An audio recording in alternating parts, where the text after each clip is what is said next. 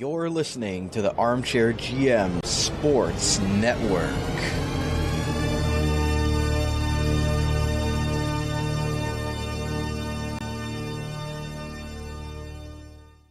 You're listening to the Niagara Hockey Lowdown Leafs Edition, your source for all news, reactions, analysis, and objective discussions regarding the NHL's Toronto Maple Leafs from right here in the Niagara region. Here's your host, Kyle Clifford.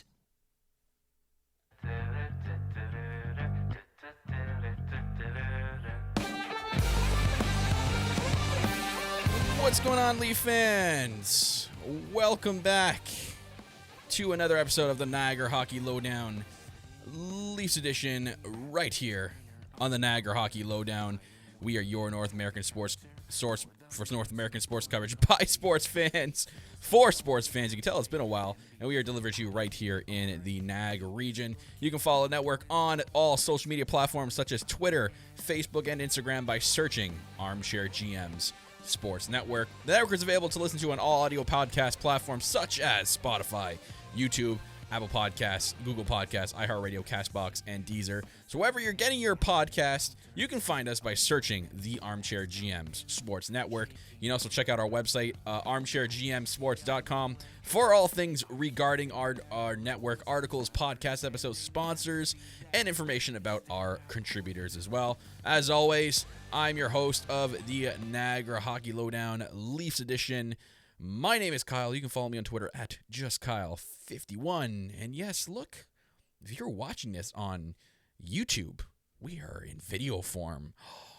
Yes, we have converted to video form and audio podcasting. So we're doing both. This is going to start with myself and Brandon, trying to up the game, I guess you can say, on YouTube.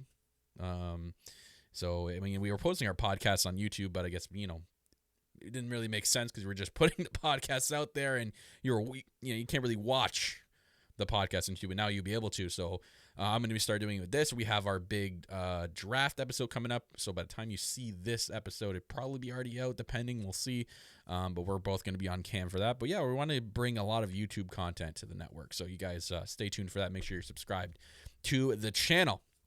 But if you guys don't know, this is the Niagara Hockey Lowdown Leafs Edition, where myself and always looking for a future co-host talk about the Leafs, the Buds, right here in the Niagara region.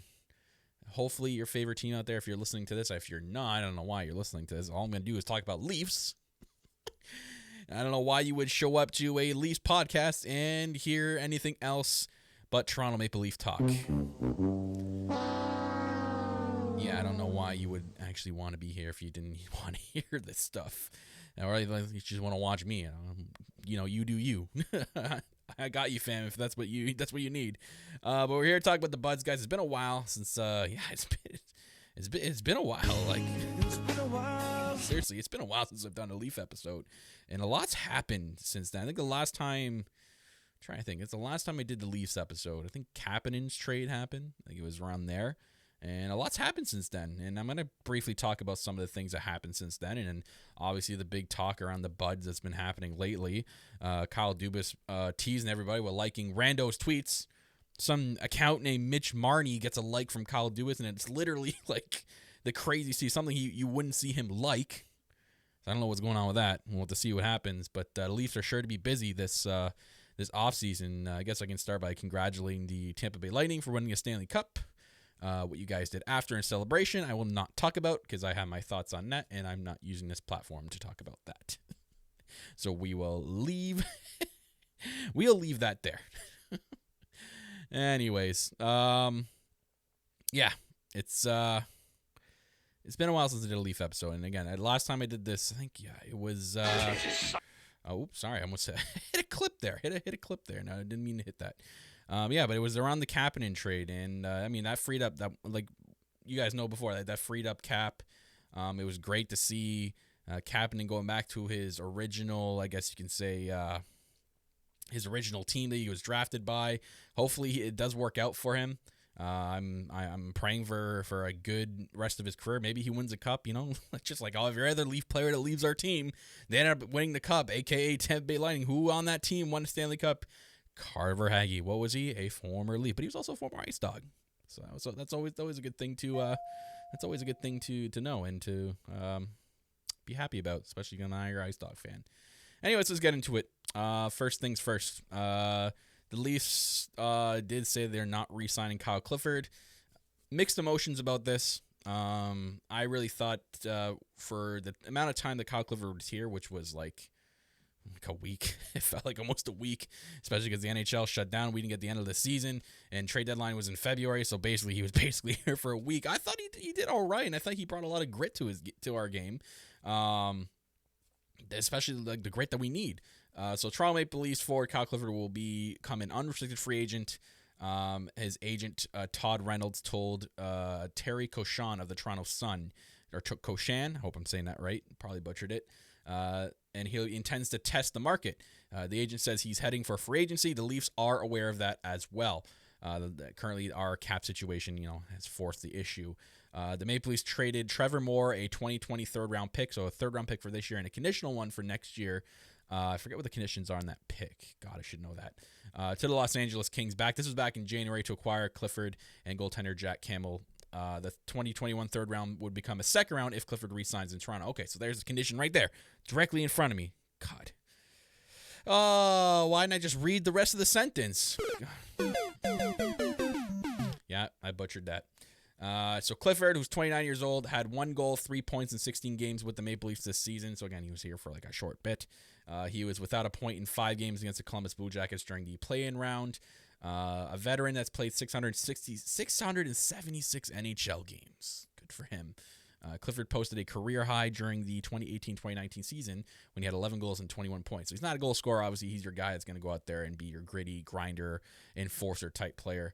He's coming off a 5-year, $8 million contract signed with the Kings back in 2015. So, you never say never. They could always re-sign with the team again come free agency. You don't know.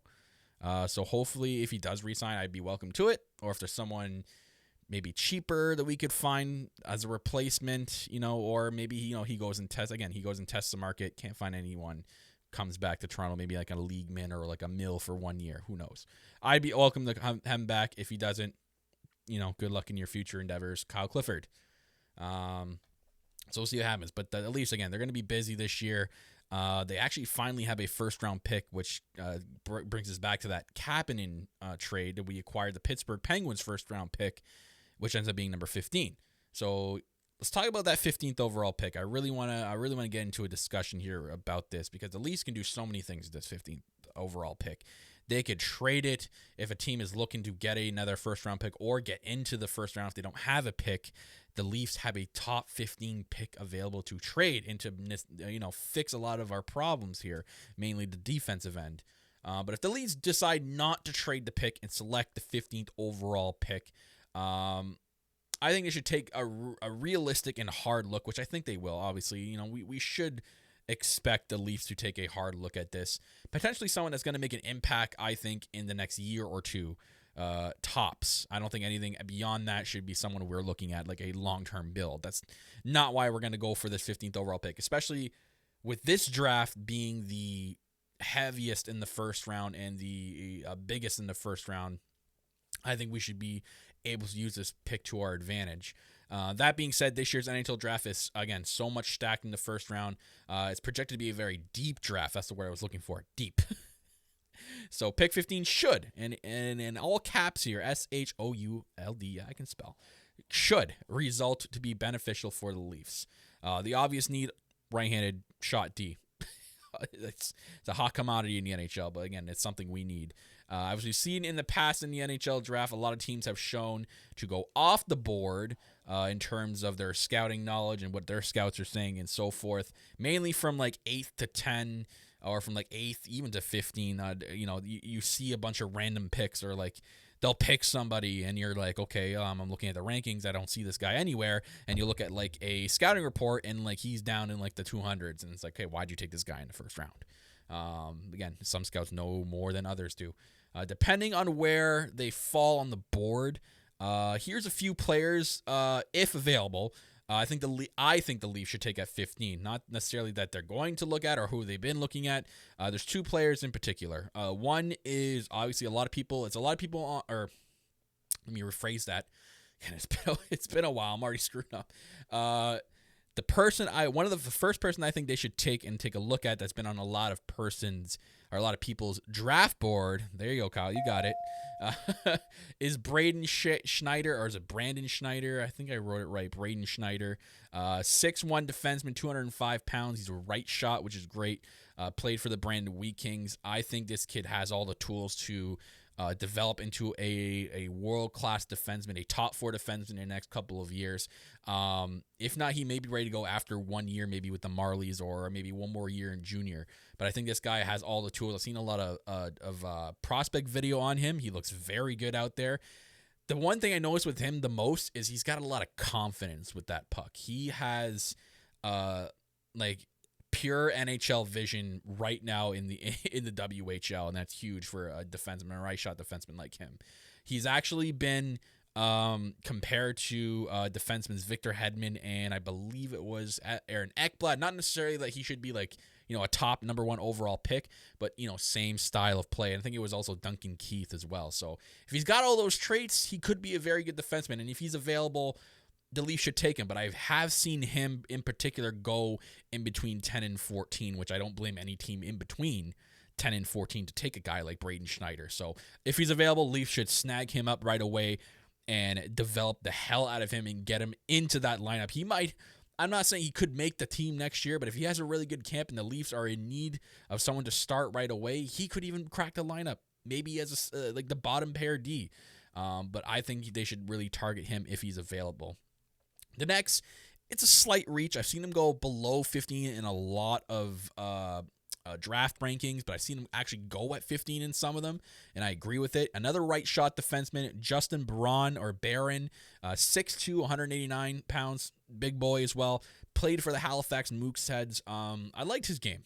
I really did. I was watching a couple of tapes on him. He's got, I'd say he has less vision than Braden Schneider, but the thing with Justin Barron is I liked his shot. He had a really, really quick shot, quick release, good slap shot.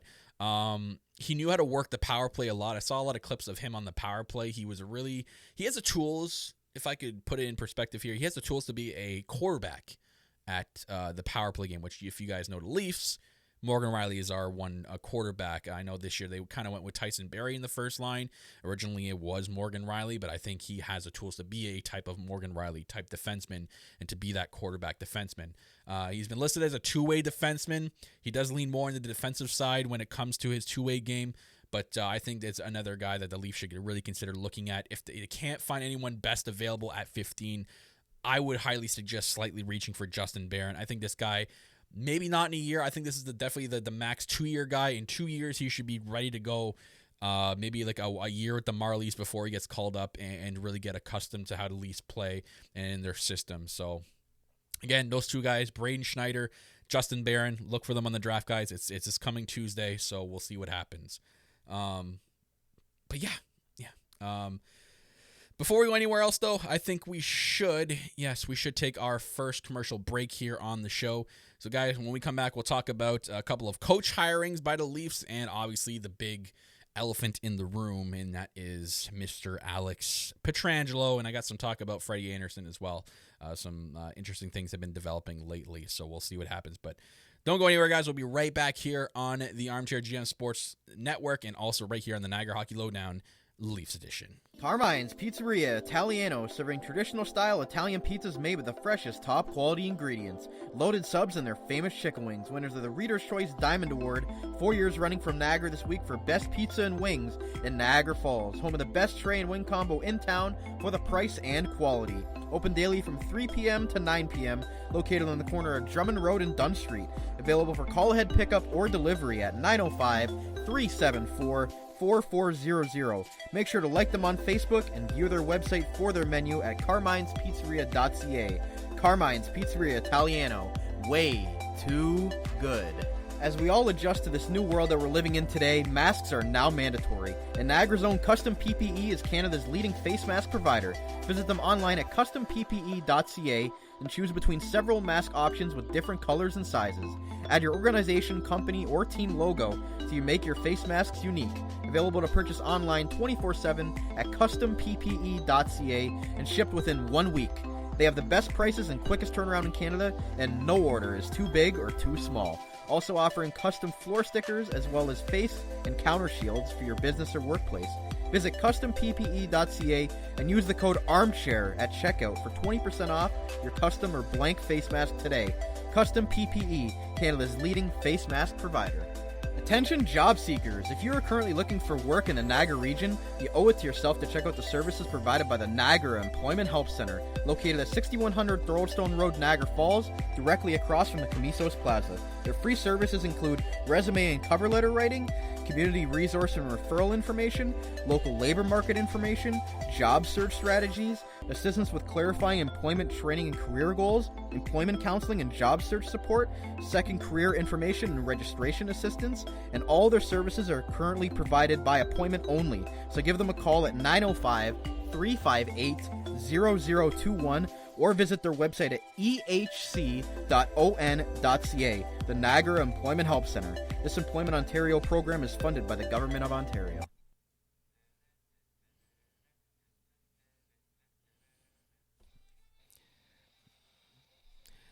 All right, Leaf fans, welcome back to the show. Welcome back to the Niagara Hockey Lowdown Leafs edition right here on the Armchair GMs Sports Network. Here to talk some more Leafs. That's right, here to talk more about our beloved Toronto Maple Leafs. Yes, can't wait to keep talking about them because we got some stuff to talk about. And that is some coach hirings. We have 2 new assistant coaches, which is great. It's great. It's always nice to see maybe improving on the back end and when it comes in terms to coaching, and that's helping out old Chief Keefe back there, Sheldon Keefe, our head coach. And the one that I haven't talked about since was the first one. We'll talk about the first one. We'll talk about the second one. The first one, Leafs hire Manny Malhotra. The Toronto Maple Leafs have added Manny Malhotra to the bench, hiring the former NHL center as an assistant coach. Malhotra, who is 40 years old, spent the past 3 seasons as the assistant coach of the Vancouver Canucks. The Leafs had an opening on staff after assistant Paul McFarland left after the season to become head coach of the OHL's Kingston Frontenacs. So this is a quote from Manny Malhotra. I'm now very excited for this opportunity with the Leafs moving forward to be working with Leafs head coach Sheldon Keefe, his staff, and this young talented team. The native of Mississauga, Ontario, said in a release the Toronto Maple Leafs have added Manny Malhotra to the bench, the hiring of the former NHL assistant coach. I don't know why I have that written in twice. I don't know why I had that written twice. I do not know. Oh well. I have it written twice. That's okay.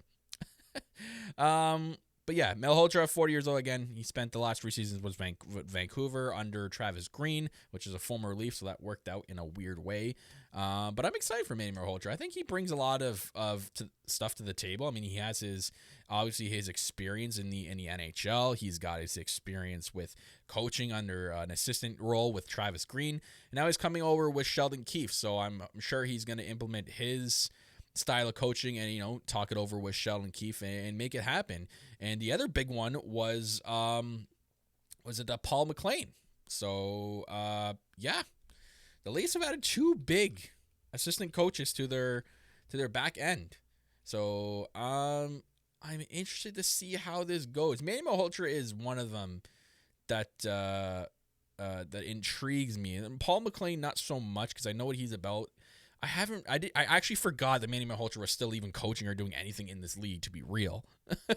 I didn't even know he was on Vancouver. But if you guys remember Paul McClean, Stash McGee, big guy from the Ottawa Senators when he was head coach there. Remember, I had that fan behind him. And I don't know if I can put it up on screen. I don't know if I can edit this in. But he had the fan that looked exactly like him right behind him, so he's not on our assistant coaching team. He led the Sens to an 114-90-35 record with a pair of playoff performances. He won also a Jack Adams Trophy for Coach of the Year in 2013, and after being a finalist for the honor in 2012. So we're getting a Jack Adams Trophy winner and a finalist for 2 years, one apart from each other, as an assistant coach to help out Sheldon Keefe and now Manny Malhotra. I think the Leafs have now built a solid coaching staff. Obviously, with Sheldon Keefe's success with the Marlies and what he's done winning the Calder Cup down there and then bringing up the kids that he's coached that are currently on the team as well. And now he's got Manny Malhotra and Paul McClean at his sides. I think the Leafs could do pretty good with this coaching pair. I think we're going to see a lot of good things out of it. I'm excited for Paul McClean. I think a little bit more than Manny Malhotra because I'm not really sure what he's all about. But Paul McClean, I think, does bring a lot to the table, especially after being a former head coach. So I think this is good for the Buds. Guys, this is all good things coming our way. So let's just keep our heads held high for the future. Now we had a rough end of the season and a rough, I guess you can call it playoff. But I think things are looking up for the boys. So with that being said, let's get to the elephant in the room, and that is Mr. As soon as the talks were started, Mr. Alex Pietrangelo to the Leafs. So he rejected at first an 8-year, $8 million a year deal, which would be $64 million, which would be pretty good. And then I think they've had more contract negotiations since then. It kind of looks like he's going to test the free agent market and see what's out there and see what he's willing to pay. He probably could go to a team and make $9 to $10 million, to be real. The guy has a incredible resume and incredible pedigree in this league that he could definitely make anything in between there. The problem is that it's the era that we're in the NHL right now. I guess you can say the COVID era. It's impacted a lot of NHL teams, and it's impacting a lot of NHL teams financially, which is making them adjust things salary cap wise with a lot of their players that have now extensions that are kicking in place with them signed at the time where all teams were expecting the cap to go up, but the cap is now going to stay flat at a flat cap for the next couple of years because of COVID-19. So it's going to be interesting to see what happens with him. I can see him being re-signed with the St. Louis Blues and taking that 8-year, a $64 million deal. I can't see him coming to the Leafs, unfortunately. I know that a lot of players would love, and a lot of people out there and the fans would love to see him come over, and will argue till they're blue in the face that he's going to be coming over here because of, John Tavares came home, and now, he's from King City. He's going to come home and play for the Buds, a team that he grew up loving. Not necessarily. Not everyone that's from this area has to come and play for this team eventually. I'm okay if he chooses not to come here. And you guys should be too. I don't think we can afford him. We're already paying 3-4 players, literally almost 3/4 of our cap. We cannot be playing anymore. I know it's a defenseman and it makes sense to what we're going for and improving on this team. But paying Pietrangelo all that kinds of money is just going to create more problems for the future. You got to think about it this. Morgan Rielly is up in 2 years. And that guy is making $4 million right now. The way he's playing, he could get anywhere from $7 to $9 million on another team, and he'll probably be asking for the same on this team. So we have to re-sign him. We don't know what's going on with Freddie Anderson. That's another big thing. There's been all this talks about him not wanting to stay. He can go to another team and make $10 million a year because of his pedigree as well. He's definitely earned that type of money in between $9 and $10 million. We don't know though. Could he be the one to finally take the hometown discount in Toronto and stay here? He's gained such a big relationship with Austin Matthews and mostly and a lot of the young players around this team. We don't really know what's going on through their heads until contract time comes. So Freddie Anderson is going into his last year of his contract. So we don't know what's going on with that. Maybe there's a plan in place to sign Frederik Andersen. So you got to think about that as well. Kyle Dubas is not an idiot. The people that harp on Dubas all the time really gets to me and makes me laugh. You have this guy who's a genius in terms of salary cap, and he's got Pridham, who's a genius in salary cap. I guarantee you they have forecasted this salary cap for years to come and have everything in place. So I don't think signing Pietrangelo would be smart for this team. Again, guys like Anderson, guys like Morgan Rielly, Zach Hyman is going to need a contract at the end of this year. He's another big player, and I do think, though, Zach Hyman is the guy to take a discount for sure. This guy lives and breathes this city. He's not going anywhere. I can see him staying and then finding a good deal for him, even if it's a bridge deal of 2 to 3 years. I don't think Zach Hyman is going anywhere, and I would highly, highly recommend that this team keep a guy like Zach Hyman. But again, as for Pietrangelo, I'm not going to be sitting there crossing my fingers on free agent frenzy day hoping that the Leafs sign him because I don't think it's going to happen. And with what the market's looking like right now going into free agency, the Leafs have a lot of options that they could go for. There's a lot of other defensemen that are going to be cheaper money. Maybe we can get for the money we're going to pay Pietrangelo, we could get 2 defensemen. I know there's 2 of them. I've seen names like TJ Brody. I've seen names like Chris Tanev. There's a lot of defensemen that are out there that we have more of a shot of getting more depth than just one guy. Getting Pietrangelo is not going to solve our defensive problems. I'm telling you that right now. If you're sitting there and thinking that Alex Pietrangelo is the guy that's going to solve everything and the Leafs are going to win a Stanley Cup next year, you're wrong. You're wrong. You're wrong on so many levels. Plus, you kind of have to look at what we have in our system. I think a lot of people forget what the Leafs actually have in their D system. Obviously, we have Morgan Rielly, Jake Muzzin, Travis Dermott. There's 3 guys that are your guaranteed slots on this team. Now you gotta look at the other side here. You got guys like Justin Hall, who I know he's had a rough year this year, and I know he could bounce back from it. Then you got guys like Rasmus Sandin. You know, he's sure to make the team this coming year for sure. I don't see him how he doesn't fit in a lineup. So here you got 5 defensemen right there. That open slot leaves the door open for a Kivu Halme, or the door open for a Timothy Liljegren, depending on how he develops, or other defensemen that are fighting for spots from the Marlies, or maybe a guy we sign a free agent. Again, that's less money that we would pay for a Pietrangelo. That's why I'm saying we shouldn't be jumping the gun every time there's like a hometown boy or a big defenseman that's going to go into free agency here. So my final thoughts here with Alex Pietrangelo. I don't think we should go after him. I really don't think we should. I'd be okay if they ended up getting him and something worked out salary cap wise, but I think the only thing that's benefiting Alex Pietrangelo from coming to Toronto is salary bonus. That was the big thing, I guess, that's been leaked out with him in the St. Louis Blues. They can't come to terms in salary bonus. The Leafs and MLSE have an unlimited bank account. Even through COVID, their bank account still says the unlimited symbol next to it when it comes to signing bonuses. So he knows he can get that signing bonus here in Toronto. That's the only thing I think that's enticing him, or, you know, maybe a factor in him choosing Toronto if he does come here. But the fact that he's going to be getting anywhere above $8.5 million a year is going to be trouble for us. So let's not jump the gun, guys. But you know what? It'd be cool. You know, in all honesty, I'm on both sides of the fence. I'm leaning obviously more to maybe we shouldn't and focus more on building the team with the cap we have, not getting rid of it all in one player. But I also see the other side that it would be really cool if Pietrangelo came here and he would be a big help. Wouldn't solve everything, but he would be a big help.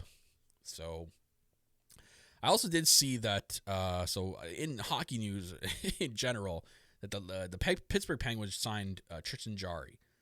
So that leaves questions with Matt Murray. It kind of looks like that Pittsburgh's saying without saying it that, you know, Matt Murray's up for trades. Have at him. And obviously I have to talk about this in terms when it comes to the Leafs, because Matt Murray and Kyle Dubas have a history. These two have, Kyle Dubas has GM'd GM'd Matt Murray back in Sioux. So, you know, there's a history between these two there. So he could go after him. Maybe I can't see him trading Freddie Anderson to another East team. There's no way they trade him to another East team. They could trade him and then acquire Matt Murray, maybe whatever we get for a Frederik Andersen. We flip the other way for a Matt Murray and more potentially. That's something that we have to kind of look at that could happen. And then we sign Matt Murray for probably a cheaper deal that we would sign Freddie Andersen. Matt Murray is not going to be getting Freddie Andersen money. Absolutely not. So he would be a cheap option. I don't mind Matt Murray. I would have preferred Tristan Jarry, to be real, but Matt Murray, the thing with him is he's a mixed bag. He's had, you know, injury problems in the past, which could arise with us, and that would be a big downfall. The Leafs have history with goalies.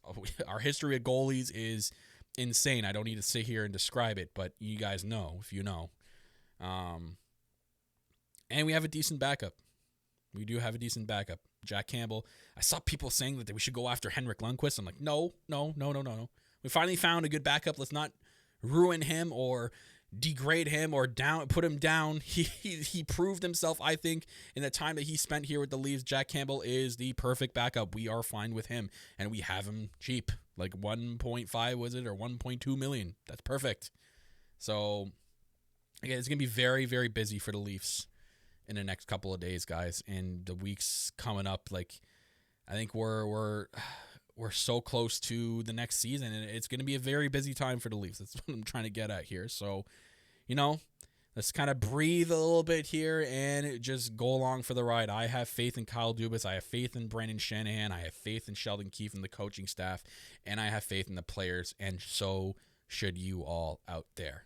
But other than that, I got really nothing else to talk about, guys. I'll wait for maybe the storm to come by and leave, and then we'll talk about maybe what's happened in the next couple of weeks. I'll probably do an episode in a couple of weeks. So, yeah, I think until then, I think that's going to be it. So, you know what? Yep, that'll be it. So thank you for tuning in, guys. I really do appreciate it.